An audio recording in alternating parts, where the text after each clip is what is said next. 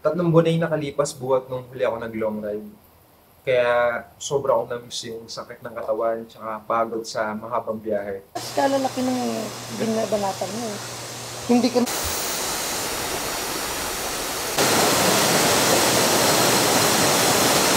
Hindi mo na tinignan yung RCR ko.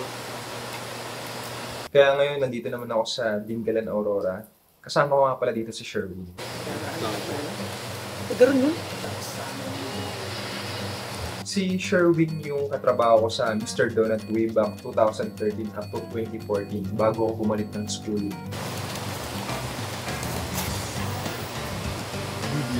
Marami kaming kalokohan na pinagsamahan ng tao na to kaya sobrang na-miss ko talaga to. After 9 years, ngayon na ulit kami nagkita.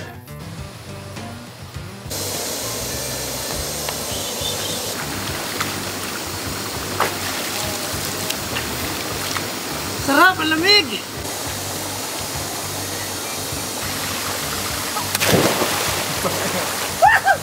Ang babaw! Sarap! Tara, ligo tayo!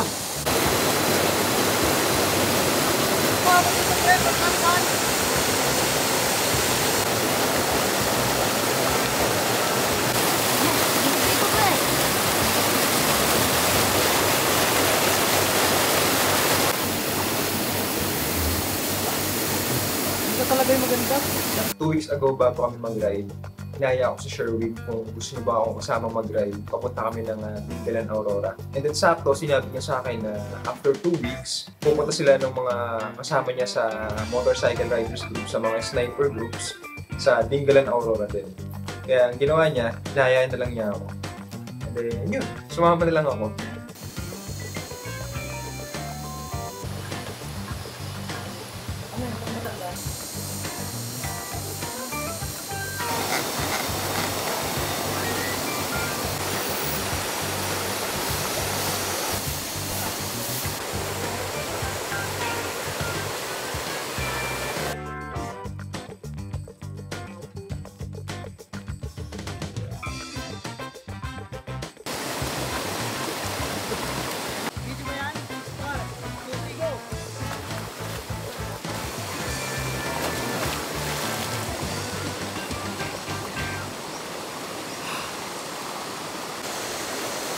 Good morning. Dito kami ngayon sa Dingalan Aurora. And kasama ko sila Sherwin. And last 2 weeks ago, inaya ko siya dito sa may Dingalan kasi gusto kong mag-rides. Ang tagal ko na hindi nakakapag-rides eh. Pero sabi niya may rides din sila ng mga kasama niya kaya sinama na lang niya ako. Sobrang ganda dito sa may spot namin. Yan, ako nakikita nyo. Mahinang nila lang tapat. Ang yaman nila sa tubig dito. Hindi na kailangan ng gripo. Around 2 AM na kami nakarating dun sa may tutuluyan namin. So, sobrang ganda ng lugar na yun. Kahit madilim, walang polusyon, walang mga wires ng kuryente. Talagang as in, sobrang ganda, sobrang tahimik. Maririnig mo lang yung falls, yung agos sa may river, and then yung mga kuliglig. Sobrang undeveloped pa na itong lugar na napuntahan namin. Tapos liblib pa siya, dulong-dulo. Pero kagandahan dito sa napuntahan namin, meron siyang falls.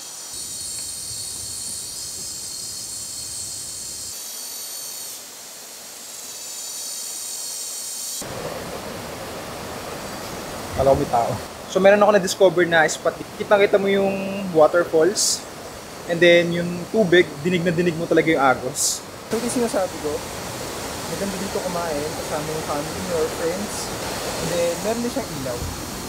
Tapos ito lang.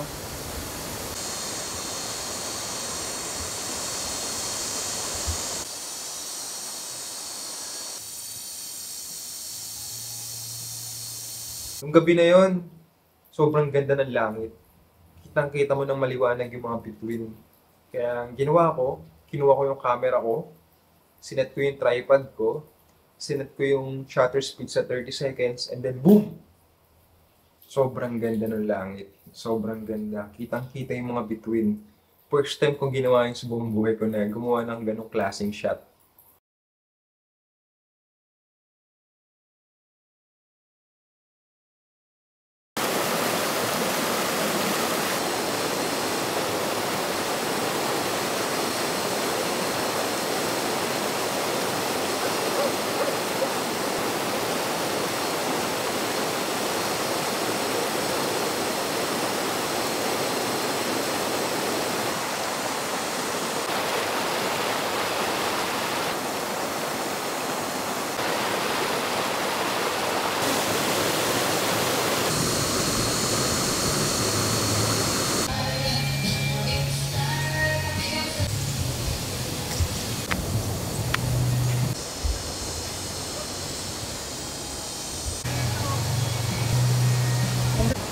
Ano na magandang view?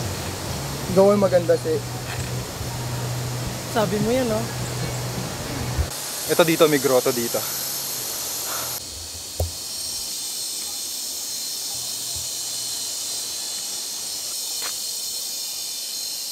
Parang ba si resort? Bago tayo. Ganda sana dito. Ay, kayo pala tanong na yun. Ayun silang papaday, oh. Marami din puno ng buko dito. Kaya si Sherwin, nung after namin mag-almusal, hiniram niya yung bolo nung caretaker. Tapos, umakyat siya dun sa may puno ng buko. Doon sa may malapit sa may grotto.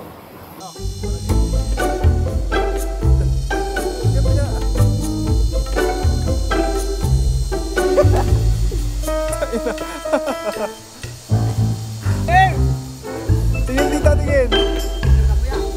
Okay na? Hindi pa. 5 minutes pa, 5 minutes. Baba na siya. Ina. Backside. Balay.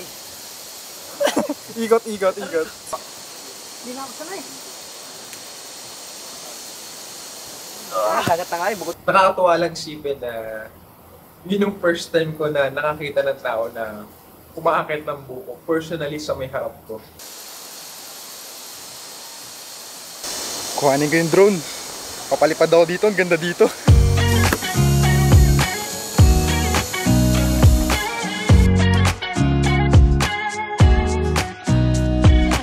Nobody told me to.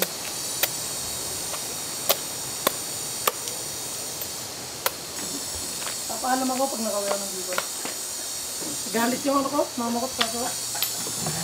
Tuwan. Ano? Kaya pala malalim na yun. Yung. Pinapalap. Literal na napakasarap ng mga buko doon.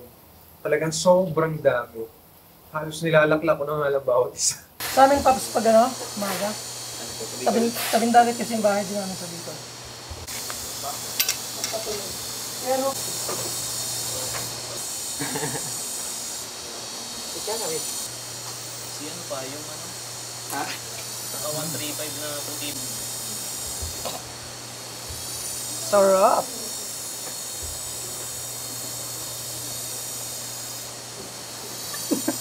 Bago magtanghalian, mga around 11 a.m., umalis kami doon sa may tinutuluyan namin. Nag-start na kami mamasyal. Maliligo muna dapat kami sa may dagat, pero sinuggest ko na pumunta muna kami doon sa may viewing point.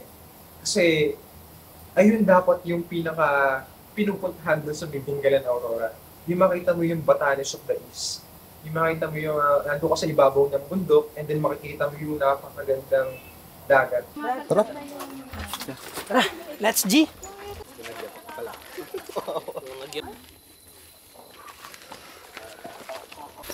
Isang oras kalahati pa daw, Dre. Parang hindi na ako lalaki pag nandito tayo. Nahihirapan ako tumangkad. 2 meters lang yan. Para hindi ka na matulog. Kargado na lang ka eh. Yung sinasabayan natin ng biraan. Ano po muna po kayo? Maglalag po muna dito then mag-entrance po tayo. Opo. Na lang dito. Alam mo, ang lalim talaga dun. Yung kubo po namin, libre na po. Yun na lang po ang pinaka... Libre na po yun. Opo, pagka ano Pwede po. pa maligo dyan, te? Pwede Wala ate pong uwi. liliguan eh. Wala po siyang liliguan. Talo na lang kami, tapos balik Wala ka. Opo, pwede naman po. Kaya lang hindi pa rin po Ilan kayo ba? aabot. Kailangan. 200 po, sir. Kuya, yung bago tayo ko. Anong Bicol?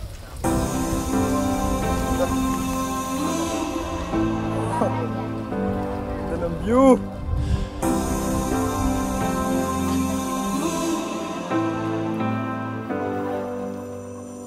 I've seen those faces, I've heard all the lies, but you ain't gazing on someone in denial. Cause you want dollar bills right now, but you gotta work real hard. I know you want it to be easy, so let your guard down. And I say,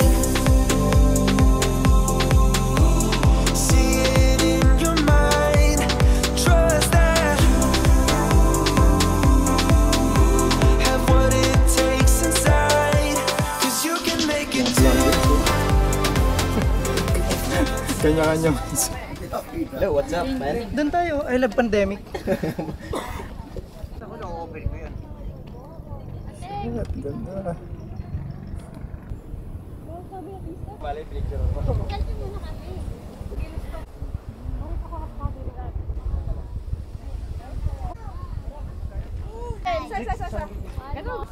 Sabihin mo kung picture o video yan ha. Video. Iba yung pang picture ko ng ngiti. Iba yung Nung pabalik na kami sa tinutuluyan namin, bumalik kami doon sa may fishing port. Bumili kami din ng tilapia, and then ng bangus, tsaka ng mga ilang inumin. Pinaluto namin yung mga nabili namin doon sa may caretaker namin. Kaya habang naghihintay, naligo na kami doon sa may falls. Kami sumalat. Ate, sorry ha. Pagkatapos namin kumain, nag-dessert naman kami. So, ano pa ba ibang dessert doon? Kundi buko. Umakyat ulit sa Sherwin sa mga puno. Then, namitas ulit ng mga buko kasama yung pinsan niya. So, sobrang sarap talaga ng mga buko doon. Grabe. Sabihin mo kumala. Ay, kawayan. Pagabulin mo pa ako. Tarshir. Yun. Abangan mo.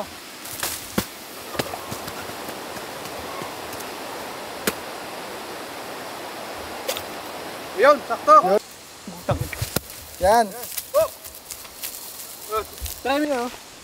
Yan. Oh. Try mo nga daw.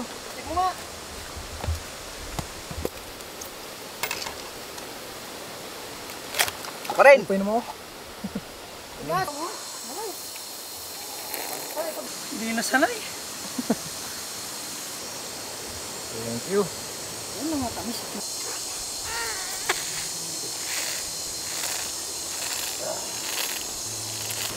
Go. Sige lang. Sinisipat ko yung... Huwag mo na lagyan, matamis na eh. Hindi, pang ano ito.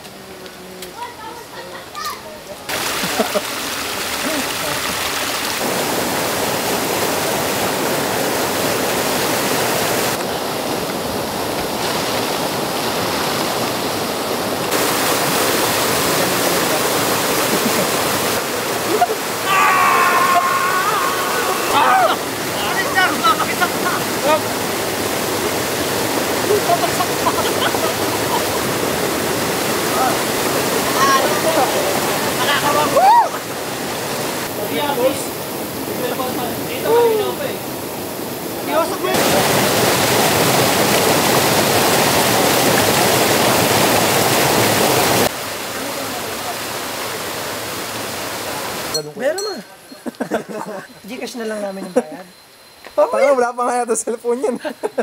Word yan, dragon. Magkano yung ganito? Matabang!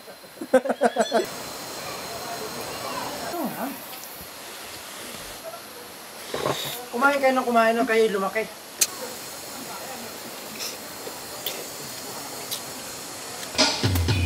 Kunin mo yung baso. Late night na kami bumiyahe dito papunta ng Dingalan. Kaya yung mga magagandang view sa Migabal doon, hindi talaga namin nakita doon. Kaya nung pagbalik namin, talagang sinulit ko, grabe. Ginawa ko, nagpaiwan ako.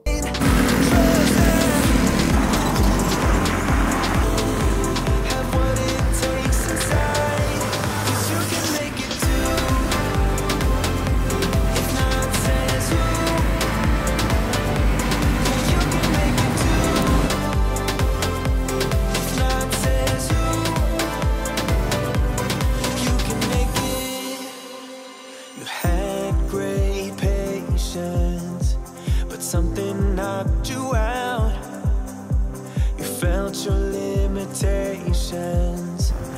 filled your mind